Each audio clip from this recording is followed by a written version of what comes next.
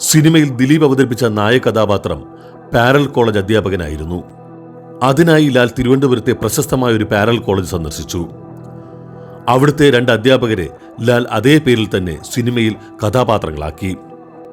ടീച്ചറെ ദിൽവാലെ ദുൽഹനിയ ലേ ജായേംഗെയുടെ ഇവിടുത്തെ അർത്ഥമെന്തെന്ന് സഹാധ്യാപകയോട് ചോദിക്കുന്ന അധ്യാപക വേഷം ജഗതി മികവുറ്റതാക്കി. ഒരു ഗ്രാമത്തിൽ നിന്ന് തലസ്ഥാന നഗരിയിൽ ഇന്റർവ്യൂവിനെത്തിയതായിരുന്നു അവർ ചേച്ചിയും അനുജനുമായിരുന്നു. ചേച്ചിക്ക് ലഭിക്കാൻ പോകുന്ന ജോലിയെക്കുറിച്ചുള്ള ശുഭപ്രതീക്ഷയിൽ അവരുടെ മനസ്സ് സന്തോഷിച്ചു.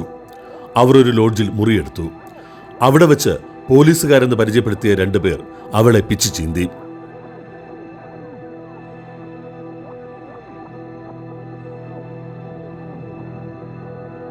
യഥാർത്ഥ സംഭവത്തിൽ നിന്ന് ലാൽ നേരിയ ചില വ്യതിയാനങ്ങൾ സിനിമയിൽ വരുത്തിയിരുന്നു. ജീവിതത്തിലെ ദമ്പതികളുടെ സ്ഥാനത്ത് സിനിമയിൽ സഹോദരീ സഹോദരന്മാരായിരുന്നു. ആക്രമണത്തിനിരയായ യുവതി ലോഡ്ജ് മുറിയിൽ വെച്ച് തന്നെ ആത്മഹത്യ ചെയ്യുകയായിരുന്നു. സിനിമയിലാകട്ടെ 2 കഥാപാത്രങ്ങളും തിരികെ വീട്ടിലെത്തുന്നു. താൻ ഗർഭിണിയാണെന്ന സത്യം മനസ്സിലാക്കുമ്പോഴാണ് സിനിമയിൽ അവൾ ആത്മഹത്യ ചെയ്യുന്നത്. പ്രതികാരദാഹിയായ സഹോദരൻ സഹോദരിയെ നശിപ്പിച്ചവരെ കണ്ടെത്തി വകവരുത്തുന്നു. ദിലീപും രേഖാമോഹനും ദിവ്യ ഉണ്ണി അഭിനയിച്ച നീ വരുവോളം കണ്ട് തിയേറ്റർ വിട്ടിറങ്ങിയ പ്രേക്ഷകന്റെ മനസ്സിൽ സിനിമ ഒരു നൊമ്പരമുണർത്തുന്ന ഓർമ്മയായി നിലനിന്നു.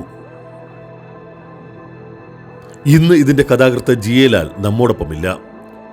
ഒരു തീവണ്ടി യാത്രക്കിടയിൽ ആരോടും പറയാൻ നിൽക്കാതെ ലാൽ ജീവിതത്തിൽ നിന്ന് ഇറങ്ങിപ്പോയി. കഥകൾ നിറഞ്ഞ മനസ്സുമായി, എപ്പോഴും മുഖത്ത് നിറഞ്ഞ പുഞ്ചിരിയുമായി ഇനി ലാൽ ഒരിക്കലും കടന്നു വരില്ല.